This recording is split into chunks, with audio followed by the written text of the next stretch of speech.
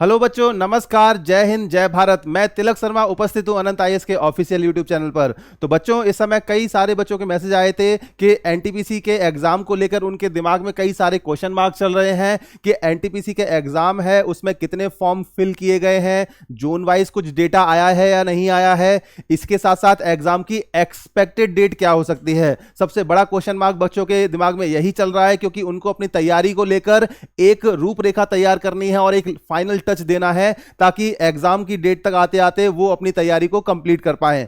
इसके साथ साथ बच्चों के दिमाग में ये भी चल रहा है आपका कि लास्ट मंथ के लेकर हमारी क्या स्ट्रेटजी होनी चाहिए, कौन से आपके पॉइंट ऐसे हैं, कौन से टॉपिक्स ऐसे हैं जिन पे हम लोग इस समय फोकस करें ताकि हमारा एग्जाम क्लियर हो जाए। तो बच्चों, आज के इस वीडियो में ये सारी चीजें हम लोग डिस्कस करने वाले हैं, सारे डाउट्स आपके दिमाग से क्लियर हो जाएंगे। तो आज के इस वीडियो को लास्ट तक देखना। सबसे पहले इसमें हम लोग बात करेंगे कि जो टोटल वैकेंसी है उसके रेस्पेक्ट में कितने फॉर्म आपके फिल किए गए हैं। तो यहां पर अगर हम बात करें टोटल वैकेंसी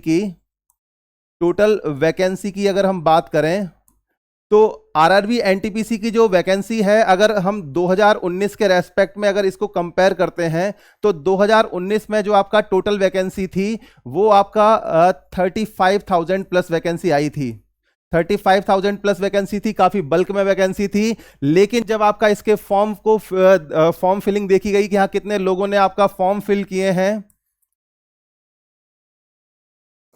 कितने लोगों ने आपका फॉर्म फिल किए हैं, तो इस फॉर्म फिलिंग का जो डेटा देखकर कई लोगों के होश उड़ गए थे और रेलवे तक आपका शॉक्ड हो गया था कि इतने ज्यादा फॉर्म कैसे फिल किए जा सकते हैं। तो यहां पर जो फॉर्म फिल किए गए थे वो 1 करोड़ से आपका ऊपर 1 करोड़ 26 लाख फॉर्म फिल किए थे टोटल आपके। ठीक है, तो 1 करोड़ 26 लाख बच्चों ने फॉर्म फिल किया था इन 35,000 वैकेंसी के लिए 2019 में। अब ये डेटा काफी डराने वाला है और इसको लेकर बच्चों के दिमाग में वो जो चीजें बहुत सारी शंकाएं उत्पन्न हो रही हैं कि सर इस बार वैकेंसी तो बहुत कम है, क्योंकि आपका अगर हम देखेंगे तो जो वैकेंसी है वो आपका 2 लेवल के रेस्पेक्ट में है। एक आपका एनटीपीसी जो आपका ग्रेजुएशन लेवल की वैकेंसी और एक 10+2 की वैकेंसी। तो यहां पर अगर हम बात करें 2024 की जो वैकेंसी है, इसमें आपके जो एक तो आपका ग्रेजुएट लेवल की वैकेंसी है, ग्रेजुएट लेवल की, और नेक्स्ट आपका इसमें 10+2 लेवल की आपकी जो वैकेंसी है। तो यहां पर अगर हम बात करें ग्रेजुएट लेवल में जो आपका टोटल वैकेंसी है वो आपका 81,000 प्लस वैकेंसी है, जो कि लास्ट टाइम के कंपैरिजन में काफी कम है। और 10+2 की आपका जो वैकेंसी है वो टोटल आपका यहां पर 3400 प्लस वैकेंसी है। ठीक है, अब जब 8100 और 3400 के आसपास जो वैकेंसी आपका ग्रेजुएशन लेवल और 10+2 में आपका जब यहां पर अलग अलग दी गई हैं, इस बार पिछले बार में आपका फर्क ये रहा है कि पिछले बार जो आपका 10+2 की वैकेंसी या ग्रेजुएशन लेवल की वैकेंसी थी उनके लिए केवल एक ही फॉर्म फिल किया गया था। इस बार दोनों के लिए अलग अलग फॉर्म फिल करवाए गए हैं। ग्रेजुएशन लेवल के लिए आपका अलग चार्ज आपसे लिया गया था, फीस ली गई थी, और 10+2 के लिए अलग आपसे फीस चार्ज की गई थी। तो यहां पर दोनों का आपका जो डेटा सामने आया है निकलकर, उसमें आपका ये देखा गया है कि ग्रेजुएशन लेवल की जो वैकेंसी थी उसके रेस्पेक्ट में जो फॉर्म फिल किए गए हैं वो आपका 58 लाख फॉर्म फिल किए गए हैं, यानी कि 58 लाख से ऊपर फॉर्म फिल किए गए हैं इस बार, जिससे आपका जो कंपटीशन है वो आपका देख सकते हो कि 8100 वैकेंसी के रेस्पेक्ट में 58 लाख बच्चे आपके कॉम्पिटिटर रहेंगे। लेकिन अगर हम बात करें 10+2 लेवल की, 10+2 लेवल जो है वो आपका 12वीं, क्योंकि ऑब्वियसली जो ग्रेजुएशन लेवल की वैकेंसी को फॉर्म फिल करता है वो 10+2 वाला भी करके चलता है ताकि वो एक सेफ साइड में रहे। और 10+2 के रेस्पेक्ट में यहां पर जो टोटल फॉर्म फिलिंग हुई है वो आपका 63 लाख प्लस हुई है। ठीक है, अब कई बच्चे आपका ये सोचेंगे कि हाँ 63 लाख आपका, क्योंकि ग्रेजुएशन लेवल वाले बच्चों ने ऑब्वियसली आपका 10+2 वाला फॉर्म भरा होगा, तो ये संख्या आपका थोड़ी कम क्यों है? क्योंकि यहां पर आप देखोगे कि 10+2 की जो वैकेंसी है वो थोड़ी सी आपका कम आई थी, इसीलिए आपका जो फॉर्म फिलिंग हुई है, जो कॉमन फॉर्म फिलिंग, वो थोड़ी सी आपका कम हुई थी। तो इसके चलते अगर आप टोटल अगर डेटा निकालोगे इन दोनों को ऐड करके, तब भी आपका 1 करोड़ 26 लाख के आसपास आप कहीं ना कहीं डेटा आपका ये पहुंच जाता है। सबसे अच्छी चीज है कि यहां पर दोनों लेवल के लिए अलग अलग फॉर्म फिलिंग की गई है, और इनके रेस्पेक्ट में अगर आप देखोगे कि जब आप CBT 1 के लिए जाते हो, जब आप CBT 1 के लिए जाओगे तो यहां पर एक बच्चे पर जो आपका एक वैकेंसी पर आपको 2000 बच्चे कंपटीशन देते हुए दिखाई देंगे यहां पर, यानी कि हर एक वैकेंसी पर 2000 बच्चे यहां पर लड़ते हुए, फाइट करते हुए दिखाई देंगे। तो ये आपका टोटल डेटा है कि हाँ कितनी आपकी जो वैकेंसी थी और उसके रेस्पेक्ट में कितने फॉर्म फिल किए गए हैं। दूसरी चीज, कई बच्चों के दिमाग में आपका ये डाउट चल रहा है अभी इस समय कि हमने इस जोन से फॉर्म भर दिया है, कहीं यहां से ज्यादा फॉर्म लोगों ने ना फिल कर दिया हो या यहां की कट ऑफ ज्यादा ना चली जाए। तो अभी जोन वाइज जो डेटा है, जोन वाइज डेटा है, वो आपका आरआरबी ने अभी जारी नहीं किया है। जोन वाइज डेटा अभी जारी नहीं किया है, इसकी कैलकुलेशन अभी चल रही होगी, लास्ट टाइम पे हो सकता है वो डेटा आपका वो जारी करें। तो ये आपका जो टोटल वैकेंसी है उसके रेस्पेक्ट में हम लोगों ने ये देखा। अब बच्चों के दिमाग में ये चलता है कि हाँ इतनी वैकेंसी, जो आपका वैकेंसी कम है और नंबर ऑफ फॉर्म फिलिंग है वो बहुत ज्यादा है, एक वैकेंसी पर 2000 बच्चे हैं, तो कई सारे बच्चों के दिमाग में डर पैदा हो जाता है कि हाँ इसको लेकर हम तैयारी करेंगे तो हमारा होगा या नहीं होगा। तो बच्चों आपको अगर बताया जाए कि अगर हम यहां पर देखें कि जो भी आपके फॉर्म फिल किए गए हैं, तो यहां पर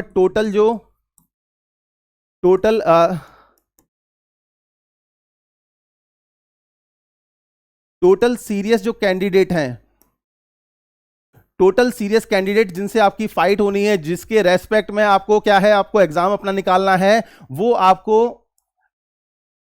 1 से 3 लाख तक आपके बच्चे हैं। ठीक है, 1 to 3 लाख बच्चे ऐसे हैं, चाहे आपका एनटीपीसी का एग्जाम हो या फिर आपका 10+2 का एग्जाम हो या ग्रेजुएशन लेवल या 10+2 का एग्जाम, दोनों के रेस्पेक्ट में अगर आप देखोगे 1 से 3 लाख जो बच्चे हैं, ये केवल आपके सीरियस बच्चे हैं जो इस समय तैयारी कर रहे हैं और जिन्होंने एग्जाम के फॉर्म आने से पहले से या फिर एग्जाम के फॉर्म आने के बाद से अपनी तैयारी कंटिन्यू रखी है और अभी तक आपके वो फाइट में बने हुए हैं।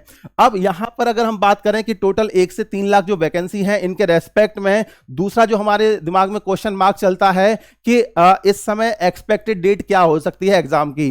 तो सेकंड जो आपका पॉइंट है वो किसको लेकर है, एक्सपेक्टेड डेट को लेकर।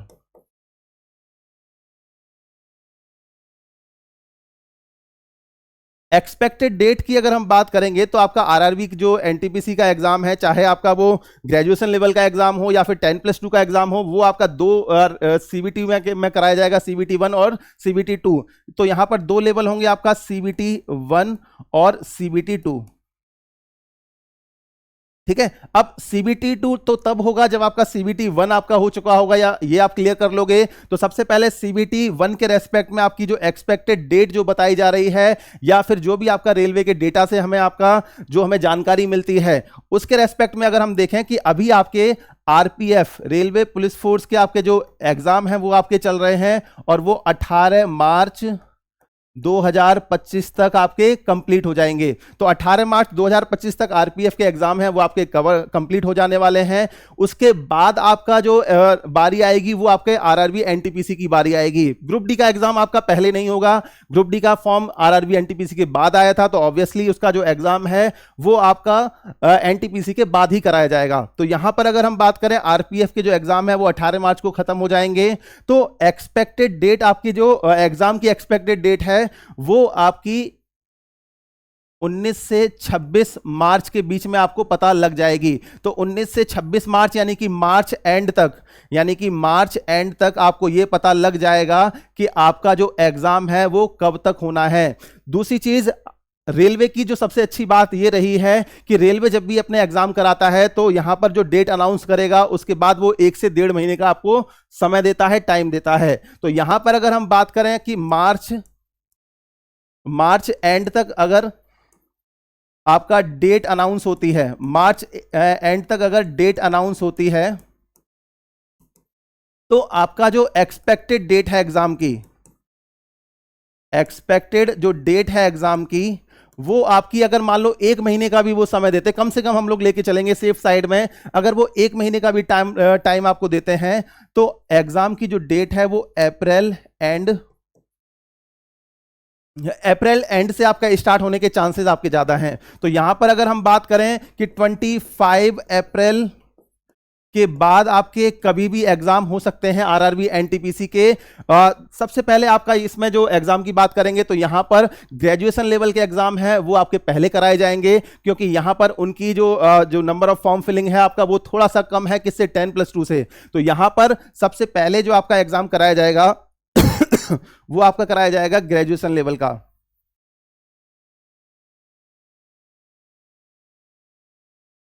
ग्रेजुएशन लेवल के जो एग्जाम है वो आपका पहले कंडक्ट कराए जाएंगे और जो उनकी एक्सपेक्टेड डेट है वो 25 अप्रैल के बाद आपका कभी भी वो करा लिए जाएंगे और इनमें बहुत ज्यादा लेट नहीं होने वाला।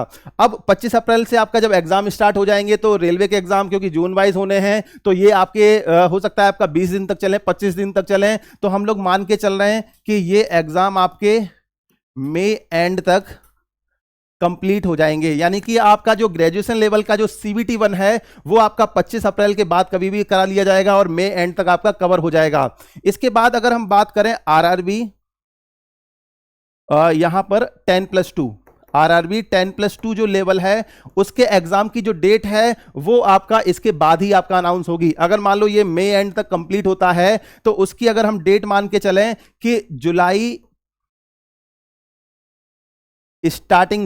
आपका जो फर्स्ट वीक है, जुलाई फर्स्ट वीक से आपका जो एग्जाम है वो आपका कराया जा सकता है। एक्सपेक्टेड जो आपकी डेट है वो जुलाई स्टार्टिंग जो फर्स्ट वीक है वो आपका रहने वाली है। और इसके जो एग्जाम अगर मान लो 1 महीने तक चलते हैं तो आपका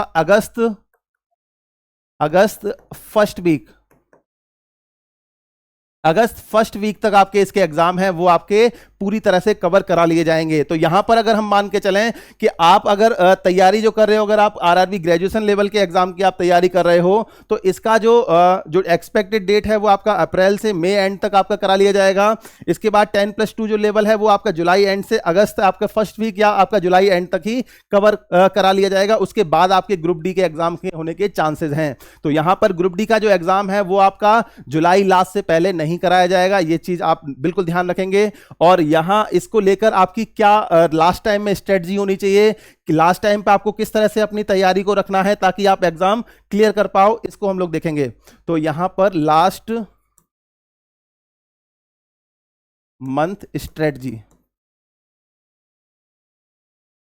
मंथ स्ट्रेटजी आपकी क्या होनी चाहिए आपके RRB NTPC को लेकर। इसमें अगर हम बात करेंगे तो यहां पर जो आपका 3 सेक्शन रहेंगे। मैथ्स का सेक्शन है, एक आपका रीजनिंग का सेक्शन है और GK GS का सेक्शन, ठीक है। अब यहां पर जो आपका एग्जाम का जो फॉर्मेट है वो आप सभी लोगों को पता होगा कि यहां पे आपके 30 MCQ पूछे जाएंगे।